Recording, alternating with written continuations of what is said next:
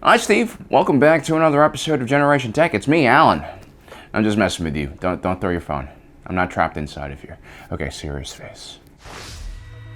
They say that the lightsaber form a Jedi chooses as his main technique says quite a lot about their personality. Mace Windu, who was always boiling with emotion beneath the surface, championed his own invention, Form 7 Vapad. Anakin Skywalker, who was bold and self-assured, favored the strong Form 5, Shin and Diemso. Count Dooku, who was a refined and older duelist, tore apart his opponents with the efficient Form 2 Makasi. Today we're going to be examining the fighting style and philosophy of Obi Wan Kenobi, an individual I consider the archetype of the Golden Age Jedi.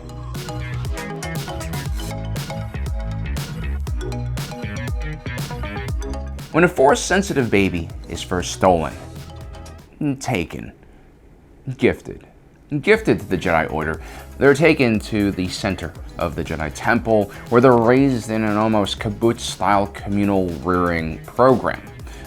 Obi Wan Kenobi will be placed in the Kaibuk clan. All initiates were placed in one of these clans to make the experience of being torn away from your family much easier. These clans would receive instruction in basic Force techniques. It's also here where they would begin to learn some beginner lightsaber forms and techniques. Before we continue, a quick word for our sponsor for today's video, Infinite Galaxy. This is an expansive space-based strategy action game that gives you control at many different levels. For instance, you can build and upgrade your individual starfighters and command them in the Ace Strike third-person shooter mode. Then return to your station and spend your hard-earned resources and research to add new additions to your battle station and your fleet. And of course, make sure your flagship is fully equipped and up to date. If you lose that in a battle, then all is lost. Your ships are only as powerful, of course, as the crew you recruit to man them. They can give you all sorts of buffs and advantages, so choose wisely. And yes, you can even customize your first officer/waifu, Laura. With your fleet ready to go, embark in Infinite Galaxy's story mission. The year is 4649, and the Empire's grip on the galaxy is slowly collapsing, and chaos is quickly consuming the border regions. As an independent operator merchant, it's up to you to make the most out of the situation. Engage in both real-time single-player strategy story missions and also in PvP events. It's up to you whether you make an alliance with your fellow space captains or not. If you want to check out Infinite Galaxy, we have a link for you down in the description below, and also a promo code which will give you exclusive in-game rewards that are worth up to $60. Well, thank you for your patience. On to the rest of the video. Generally speaking, every youngling has the same type of training, oftentimes under the tutelage of Grand Master Yoda. The Jedi Temple Battle Master, who during this time was Sindralik, would also give further instruction. The Battle Master, by the way, was a title given to the premier lightsaber combat instructor within the Order. Now, as a youngling, Obi Wan Kenobi would have been handed a training lightsaber, something I wish we could all have, so we wouldn't be missing limbs. These were real lightsabers that had kyber crystals inside of them, but they also had high-powered electromagnetic containment fields, which prevented a youngling from accidentally killing someone or cutting someone's laiku off. It wasn't completely harmless, of course. It could still burn an individual or cause a bruise or swelling. The Jedi, after all, were dealing with life or death situations, and the Sith at their academy were probably having knife fights and playing hot potato with detonators. So, yeah. These training blades were also adjustable in length so that different species could use them. The only form that a young Obi Wan Kenobi would have been taught around this time would have been Shicho, or Form 1. This was the first dueling style that was developed by the ancient Jedi, and it mainly came from martial arts forms that used blades prior to this. Shicho was an extremely basic form, and it broke the enemy target into 6 different zones for striking. You also had your 3 rings of defense, your inner ring for close deflections, your mid ring, which is a little wider away, and then your far ring. The point I'm trying to get across here is that Obi Wan Kenobi did not just pick up a lightsaber and start swinging it around like the rest of us. He was lucky enough to be enrolled into one of the most ancient warrior schools in the galaxy, and he was able to learn how to use a lightsaber properly from an extremely young age. And not only did Obi-Wan do well in his training, he excelled.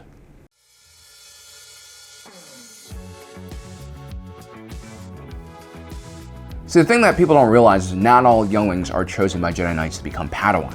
Actually, a lot of them never make it to that point. And it's kind of sad. Imagine your entire life, the only concession you have from being ripped away from your family is that one day you'll become a hero, but then when the time comes, you're not worthy, and you get sent to Jedi logistics. Or, worse, you're in the department where they talk to Force-sensitive plants. I mean, I would definitely go to the dark side. I would turn dark side on them. But for those who become Padawan, the gifted and skilled like Obi Wan Kenobi, who their master is will greatly influence their fighting style. For instance, Master Luminara passed down her knowledge of Form 3 Sarusu to Barazofi. And this was true even for the Sith. Count Dooku would teach Asajj Ventress Form 2 Makasi, which he would use later on to try to kill him with. Obi-Wan Kenobi's master would be Qui-Gon Jinn, a very unorthodox Jedi Master who would rediscover the secret of becoming one with the Force. Despite all of his wisdom, Qui-Gon Jinn struggled to understand his Padawan, and had difficulty teaching him his own understanding of the Force. But there was a mutual respect and love between these two individuals, which is why Obi-Wan's first lightsaber would be modeled after his master's. Now, unlike other masters, Qui-Gon Jinn does not force Obi-Wan Kenobi to follow him in his footsteps. Instead, he has him focus on the very basic cadences and techniques until the point where he could basically master everything. Which is really smart because, nowadays you get all these kids running around doing flips, flicking people in the nuts with the Force, without really focusing on the fundamentals. And so Obi-Wan Kenobi actually becomes quite a strong fighter in the basic forms, and learn the very important skill of being patient and developing your core skills first, before progressing on to more advanced techniques. Eventually, though, Obi-Wan Kenobi would follow in Qui-Gon Jinn's footsteps and learn Ataru. This is a pretty aggressive and offensive form, not quite as aggressive as Form 7 Vapad, of course, but Form 4 did require a large amount of Force usage to be truly effective, and that's because the blade work was extremely wide and powerful, but also required the swordsman to flank the enemy by using Force-powered leaps, somersaults, and other more acrobatic moves. This was perfect for smaller fighters like Yoda, who needed to jump anyway to hit a target. Being small and light also meant that less energy needed to be exerted. Qui-Gon Jinn, despite being so large, was able to master this form, which shows us just how powerful and well connected to the Force he was. Obi-Wan Kenobi would really enjoy Ataru. It was a great form for a younger Jedi who didn't have all the skill necessarily, but had a lot of energy. But because of his more grounded and rational personality, the young Padawan only relied on the more efficient Ataru moves and avoided the more impractical flourishes. Being an eager student, Obi-Wan Kenobi would also learn how to dual wield, and he'd also learn the hand-to-hand combat form known as Taijutsu, which we'll see him use quite a lot because, well, Obi-Wan always did have a problem with holding onto his lightsaber. And that, my friends, is Taijutsu, and yes, it is severely messed up. I mean, Savage dreamed of playing in the NFL as a tight end, but not with a knee like that. Obi-Wan Kenobi even wanted to dabble a bit in Mace Windu's dangerous Form 7 Vapad, in the same way that all teenagers want to ride a leader bike before they even get their license. But Qui-Gon Jinn forbade him from doing so because he understood the dangers involved.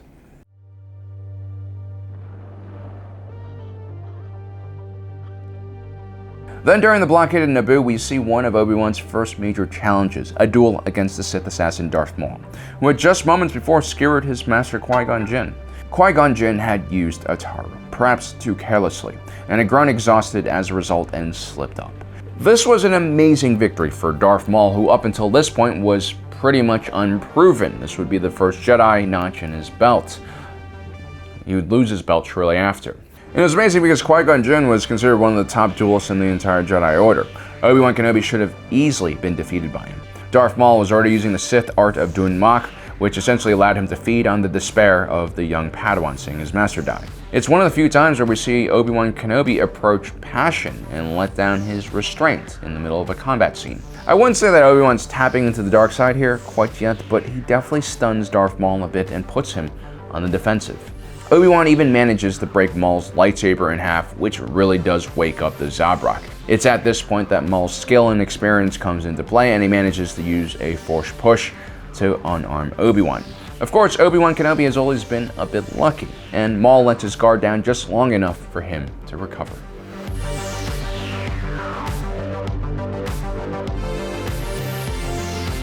Obi-Wan Kenobi's defeat of Maul was completely unprecedented. First of all, they hadn't seen a Sith like him for 1,000 years. Second, Obi-Wan was just a mere Padawan, yet he managed to defeat an extremely skilled opponent who had just killed Qui-Gon Jinn. Kenobi would be knighted immediately after this incident by Yoda. But instead of allowing his hubris and ego take over, which would have totally happened if I were in his position, Obi Wan Kenobi quickly reassesses the situation and what happened. He understands that his defeat of Maul had been the result of a series of smart tactical moves by him, but more importantly, it was also because Maul was overconfident and way too self-assured. Obi Wan Kenobi was also smart enough to realize that Qui-Gon Jinn failed because he had exhausted himself using the Ataru form. He was just jumping around way too much and using the Force too heavily to survive a prolonged duel. And so Obi-Wan also realized its own limitations in this way. And so, instead of continuing with Ataru, he'd focus on the more defensive form of Surusu, Form 3. Now, Form 3 of lightsaber combat for the uninitiated might seem extremely boring, especially to those who like to go on the attack. But it was actually the ideal lightsaber form for a Jedi Knight, especially during the Golden Age of the Republic and even during the Clone Wars. We have to remember there weren't that many Sith running around. I mean, there's Palpatine, Dooku, Asajj, and Maul, kind of. And so the majority of the enemies that the Jedi would face during this period were blaster wielding. Form 3 Surusu was invented around the same time that blaster technology matured all those years back. This was a purely defensive shell technique. It mostly focused on the inner circle of the 3-layer of defense protocol. This form was all about keeping the blade close to one's body and perfecting defensive angles and body posturing so that a defender can continuously block incoming blaster bolts in the most energy efficient way possible. I mean, you know, just like this. Just stuff like this, which is the opposite of Ataru. No flipping, no anything. Efficiency. A master of Form 3 can actually fall into a trance-like state and can continue to block blasters indefinitely. It consequently was also a pretty useful form against multiple attackers wielding lightsabers and melee weapons. And from an ideological standpoint, Surusu really does fall in nicely with the ideology of the Jedi and their, non-aggression pact. For individuals like Obi Wan Kenobi, it was also a very practical form that was quite strong against most lightsaber forms and brought the user time to assess the situation, which is how he liked to fight. As a matter of fact, Obi-Wan's main strategy when fighting people he didn't know was just to tire them out with Form 3 until that created an opening for him to exploit. This is probably a strategy he learned from Maul, who used it to kill Qui-Gon Jinn. As I always say, our greatest, traumas are usually our greatest inspirations in life. Dolphin. Obi-Wan would practice Form 3 for almost a decade until he basically mastered it, and that was a really wise choice. In Obi-Wan's last few years as a Jedi Knight, he would actually end up facing the notorious shoot-from-the-hip bounty hunter Jango Fett, who took down the skilled Dino Master Coleman Trevor in extremely close range with blasters. Obi-Wan Kenobi would also survive the skirmish at Petronaki Arena and the Battle of Geonosis, where they were basically surrounded by murderous battle droids wielding blasters. Only 13% of the 215 Jedi who went survived, and most of those individuals who survived were either really good at fighting in general or Form 3 masters. In the last moment of the Battle of Geonosis, Obi-Wan Kenobi finally encounters a challenge that he can't overcome: Count Dooku.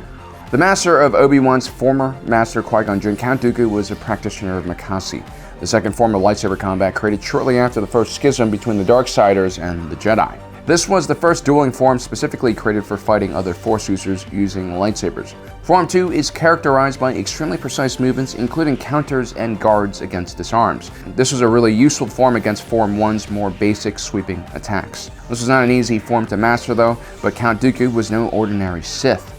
Once upon a time, he was considered one of the premier duelists in the entire Jedi Order. And in his advanced age, he's perfected Makasi to almost an art form. While he fought Anakin and Obi Wan Kenobi, his moves looked effortless, while his opponents overexerted themselves and stumbled around like fools. Even Obi Wan Kenobi's Form 3 was relatively easy to pierce for Dooku, and that's because Form 2 was all about breaking defenses.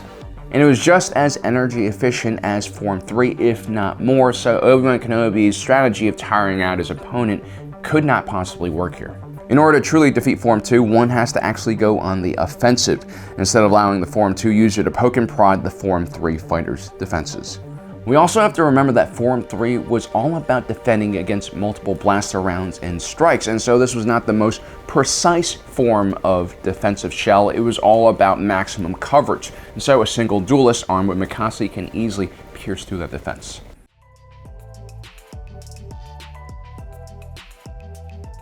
Despite Obi-Wan Kenobi's failure to defeat Count Dooku, he survives the ordeal, and shortly after the Clone Wars starts, the Jedi once again promote him, this time to Master.